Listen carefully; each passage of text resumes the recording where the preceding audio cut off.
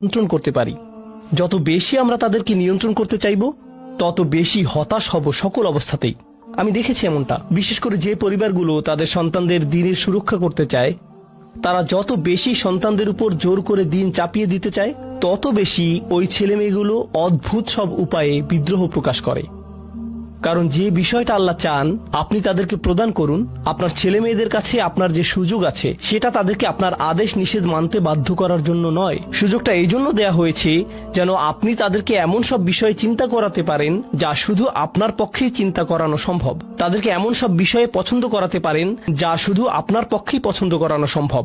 আপনার বাচ্চাটা বাস্কেটবল পছন্দ করে কারণ সে আপনাকে বাস্কেটবল খেলতে দেখেছে। সে প্লে স্টেশন পছন্দ করে কারণ সে তার বাবাকে প্লে স্টেশনে খেলতে দেখেছে। এভাবে আপনি বাচ্চাটার অন্তরে কোনো কিছুর জন্য ভালোবাসা তৈরি করে দিতে পারেন, কারণ আপনি যেরকম আপনার পক্ষে এটা করা সম্ভব। আর যখন বাচ্চাদেরকে বলতে থাকেন তোমার হোমওয়ার্ক করো, তোমার হোমওয়ার্ক করো, আপনার সন্তানের বয়স যখন 40 হবে সে তখন বলবে না আমি হোমওয়ার্ক ভালোবাসি, কিন্তু 40 বছর বয়সেও সে বলবে আমি বাস্কেটবল ভালোবাসি, আমার বাবা সবসময় বাস্কেটবল খেলতেন।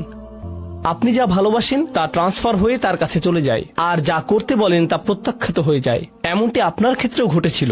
আপনার ছেলে মেয়েদের কথা ভুলে যান, আপনার নিজের বাস্তবতা ওইটাই। আপনার বাবার কিছু কিছু জিনিস যে আপনি এখনো পছন্দ করেন তা ভালোবাসার মাধ্যমে আপনার নিকট ট্রান্সফার হয়েছিল, আর আপনার বাবার ওই ব্যাপারগুলো আপনি অপছন্দ করতেন যা তিনি জোর করে আপনাকে গেলাতে চেয়েছিলেন। এখানে উপবিষ্ট প্রত্যেকের বাস্তবতা এটাই, শুধু সেগুলোই গ্রহণ করেছি যেগুলো ভালোবাসার মাধ্যমে হস্তান্তরিত হয়েছিল।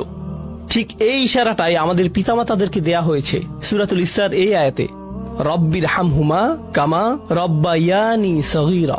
রব্বায়ানি মানে যখন তারবিয়া ব্যবহার করা হয় একটি চারাগাছ বড় করার জন্য, আপনাকে চারাগাছটির যত্ন নিতে হবে, এর সযত্নে প্রতিপালন করতে হবে।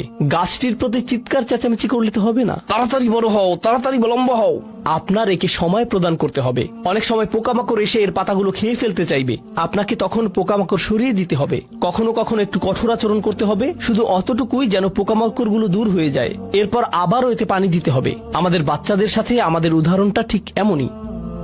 ঠিক এ কারণেই আমরা আমাদের মাতা পিতার জন্য এই দোয়াটা করি। আমি দোয়া করছি আল্লাহ যেন আমাদের সন্তানদেরকে হেদায়েত দান করেন, যা শুধু তার পক্ষেই দেয়া সম্ভব। দোয়া করছি আল্লাহ তাদের অন্তরে ইস্তিকামা প্রদান করুন, যেন তারা তাদের জীবনের সঠিক সিদ্ধান্ত নিতে পারে। আরো দোয়া করছি আল্লাহ তাদেরকে ইব্রাহিম আলাইহিস সালামের দোয়ার মতো করুন, যা তিনি আমাদের সবার জন্য করেছিলেন, রব্বি জাআলনি মুকিমাস সালাতি ওয়া মিন যুররিয়াতি। হে আমার রব, আমাকে সালাত কায়েমকারী বানান এবং আমার বংশধরদের মধ্য থেকেও। আল্লাহ তাআলা এখানে উপস্থিত পিতামাতাদেরকে, আমাকে সহ সবাইকে এমন দৃষ্টান্তে পরিণত করুন যে আল্লাহকে ভালোবাসে এবং যে নামাজকে ভালোবাসে, যেন আমাদের ছেলেমেয়েরা নামাজের প্রেমে পড়ে যায় আমরা যেভাবে নামাজকে ভালোবাসি তা দেখে। বারাকাল্লাহু লি ওয়া লাকুম ফিল কুরআনিল হাকিম ওয়া নাফা'নি ওয়া ইয়্যাকুম বিল আয়াতি ওয়াজ যিকরিল হাকিম।